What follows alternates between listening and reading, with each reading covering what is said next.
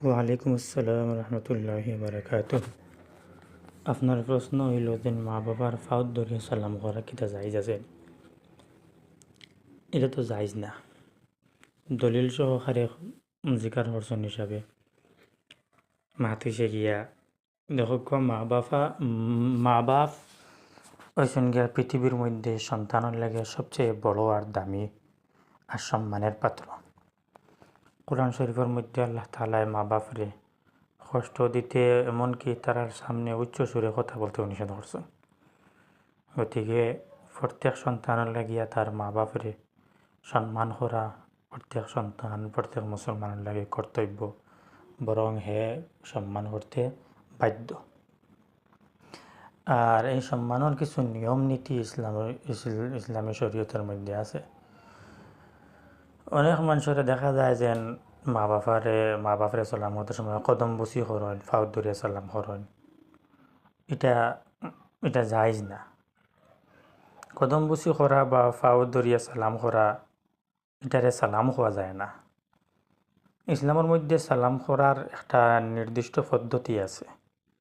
যে হিসাবে আপনি প্রশ্ন করছেন কিবা, তো আমরাও দেখতে পাই যে কিছু গ্রামগঞ্জে এমনকি শহরের মধ্যেও সালামর পরিবর্তে কিছু মানুষ কদম বুসি করেন বা এগুলো কোনো সময় আপনার পদ চুম্বন হয়। এটা জায়েজ না। আসলে এটা ইসলামী কোনো সংস্কৃতিও নাই। ইসলামী দৃষ্টিতে সালাম হওয়া হয় আর কি, যে কোনো মানুষে একজনকে সালাম দিত, আসসালামু আলাইকুম রহমতুল্লাহ, এটারে কয় সালাম। ইসলামের মধ্যে উত্তমভাবে সালাম আর সালামর উত্তর দিবার লাগিয়াও বারবার হওয়া হয়েছে।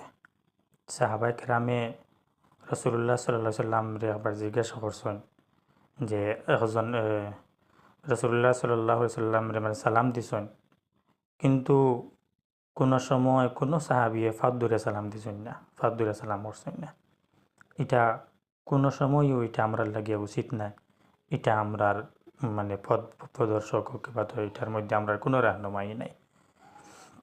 হাদিস শরীফের মধ্যে আছে আপনার হযরত ইমরান বিন হুসাইন রাদিয়াল্লাহু তাআলা আনহু থেকে বর্ণিত যে একজন মানুষ রাসূলুল্লাহ সাল্লাল্লাহু আলাইহি ওয়াসাল্লামের কাছে আইসেন আর আসসালামু আলাইকুম কইছেন। নবীজি সালামের উত্তর দিছেন, দেওয়ার বাদে এই মানুষিন বইলা। তারপরে তার গোয়ার বাদে নবীজি কইছেন 10। এরপরে আরেকজন ব্যক্তি আইসেন, আবার পরে হেন কইছেন আসসালামু আলাইকুম রহমতুল্লাহ। নবীজি উত্তর দিছেন, উত্তর দেবার বাদে এই মানুষও বইলা। এর বাদে নবীজি কইছেন 20। এরপরে আরেকজন ব্যক্তি আইসেন, আবার পরে নবীজিরে হেন আইয়া আসসালামু আলাইকুম রহমতুল্লাহি ওয়া বারাকাতুহু কইছেন। নবীজি উত্তর দিছেন, উত্তর দেবার বাদে কইছেন 30। ও শেষ। এর বাদে আরেকজন ইলা আইসন, ইলা উল্লেখ নাই।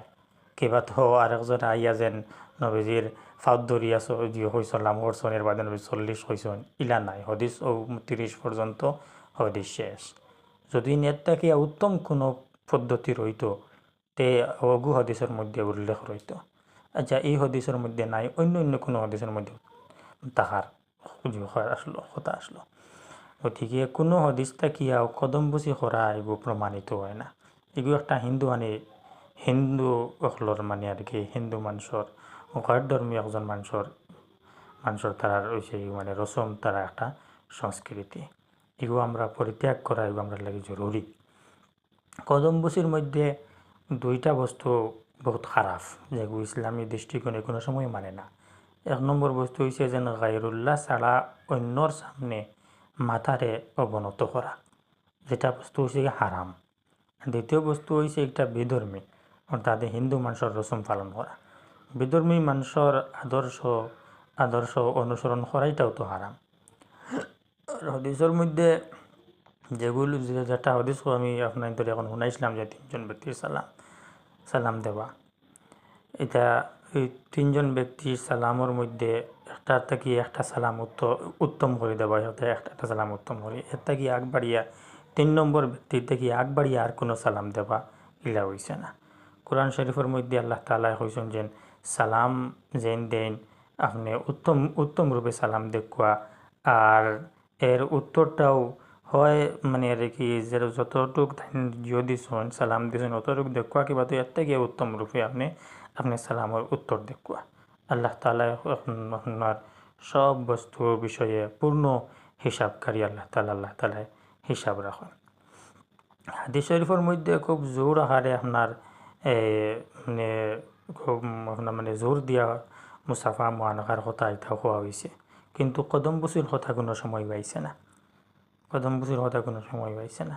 মাথা জুকাইয়া ইয়ে করা এটা কথা কোনো সময় পাইছে না।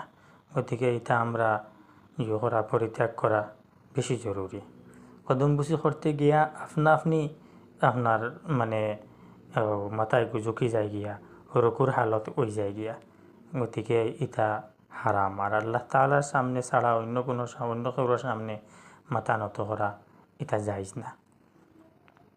হযরত আনাস বিন মালিক রাদিয়াল্লাহু তাআলা আনহু থেকে একটা হাদিস আছে, তাইন কোন যেন রাসূলুল্লাহ সাল্লাল্লাহু আলাইহি সাল্লামে একবার আমার দিকে ইশারা করিয়া আমারে মানে মুখাতব বানাইয়া নবীজি আমারে কইলা যেন হে ছেলে, তুমি যে সময় তোমার পরিবার পরিজনের কাছে অর্থাৎ তোমার গরো যে সময় যাইবা তুমি তুমি সালাম করিও। এর মধ্যে তোমার আর তোমার গরর সবর লাগে বরকত এবং কল্যাণ আছে।